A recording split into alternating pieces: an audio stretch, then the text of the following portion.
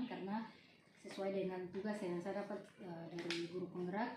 Saya ada wawancara bersama beberapa kepala sekolah terkait dengan materi kami, yaitu bagaimana pengambilan keputusan oleh seorang pimpinan.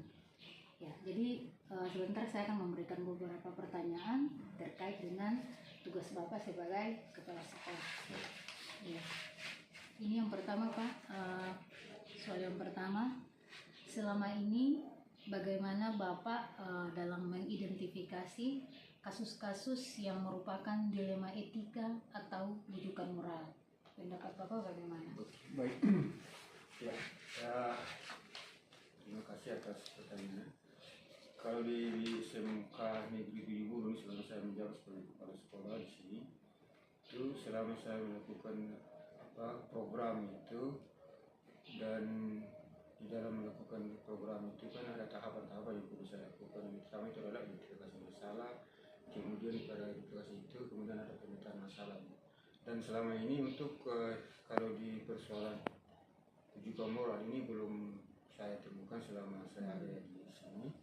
Tapi kalau dilema etika itu sudah saya dapatkan setelah saya melakukan satu program namanya program sahaja itu atau sahaja duha bersama, yaitu dalam melaksanakan program ini ada berbagai macam tantangan yang saya dapatkan, walaupun persentasenya tidak terlalu besar, tapi ada punya tantangan-tantangan tersendiri dalam pelaksanaan program ini. Oke, baik Pak. Jadi dari jawaban Bapak tadi berarti selama Bapak ada di sekolah ini, selama menjadi kepala sekolah, setelah Bapak identifikasi lebih banyak kasus yang Bapak dapat adalah tentang dilema etika, ya, belum pernah dapat yang rujukan moral. Oke, baik. Jadi dilema etika itu berarti kasus yang benar versus benar, ya. Oke, baik. Saya lanjut, Pak. Jadi kemudian selama Bapak menangani kasus-kasus tersebut, bagaimana Bapak menjalankan pengambilan keputusan? Tadi kan Bapak bilang ada dapat masalah, ya, dalam program yang Bapak jalankan tadi. Nah, bagaimana Bapak menjalankan pengambilan keputusan di sekolah yang Bapak pimpin ini, terutama untuk kasus yang mana ada dua kepentingan yang sama-sama benar, kayak tadi Bapak bilang kan? Nah, atau sama-sama mengandung nilai kebajikan. Baik, jadi di dalam tadi saya sampaikan bahwa ada program yang saya canangkan itu. Iya. Ini kan program yang pernah dibuat di sini, itu sahaja salah duha berjamaah. Ini punya dasar atau alasan itu karena ketika program ketika saya masuk di sekolah ini, ada salah satu yang saya dapatkan itu adalah dari sisi karakter peserta didik. Karena selama saya 1 minggu saya memantau itu ada siswa ini sering terlambat, bahkan persentase terlambatnya itu adalah sangat besar, itu di atas rata-rata 100 orang per hari, 100 peserta didik terlambat.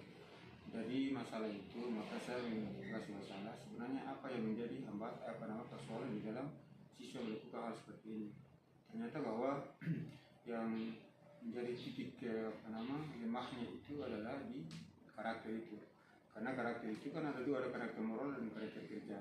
Yang saya tekankan di situ adalah karakter moralnya di situ. Jadi sebagai tanggung jawab saya sebagai kepala sekolah dalam penguatan untuk karakter siswa ini, sehingga program ini dijalankan dengan namanya sahaja salah duha berjamaah. Jadi alhamdulillah selama beberapa minggu ini sudah dijalankan. Tetapi dalam program menjalankan program ini itu ada banyak kendalanya, banyak juga, termasuk di dalam internalnya itu adalah guru itu sendiri. Tapi alhamdulillah dalam prosesnya itu ada hal-hal yang perlu saya melakukan identifikasi, kemudian ada saya pemetaan masalahnya, dan pada akhirnya saya bisa memutus bahwa dalam untuk menjalankan program ini harus konsisten sehingga dia dapat tetap berjalan sesuai dengan tujuan dari program itu. Oke, baik Pak. Jadi dilema etika yang Bapak temui itu terkait dengan program yang Bapak jalankan, yaitu program sholat duha berjamaah. Oke. Nah, langkah-langkah atau prosedur seperti apa yang biasa Bapak lakukan untuk mengatasi persoalan atau dilema etika yang terjadi atau yang terdapat dalam persoalan sholat duha berjamaah? Ya.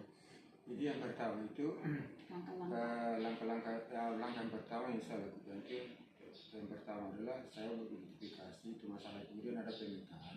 Setelah pemetaan itu saya membuat satu koordinasi antara kalau di sini kan ada kesiswaan, ada BK, kemudian ada wali kelas dan ada pembina OSIS. Jadi saya berkoordinasi dengan mereka sebagai memegang hak otoritas kepada siswa ini. Jadi dari situ saya mencari sebuah informasi dari mereka yang berempat ini, kira-kira apa yang nanti langkah-langkah apa yang nanti saya lakukan. Dari informasi itu maka saya bisa memutus bahwa langkah yang saya lakukan itu adalah seperti ini. Jadi sebelum memutuskan sebuah keputusan itu, maka itu yang perlu saya lakukan sehingga di dalam mengambil sebuah keputusan itu dia tidak salah sasaran. Artinya bahwa program ini tetap dia berjalan tapi tidak merugikan pihak yang lain. Baik Pak. Ya, pertanyaan yang berikut Pak, hal-hal apa saja yang selama ini Bapak anggap efektif dalam penanganan masalah dilema etika pada masalah sulat berjamaah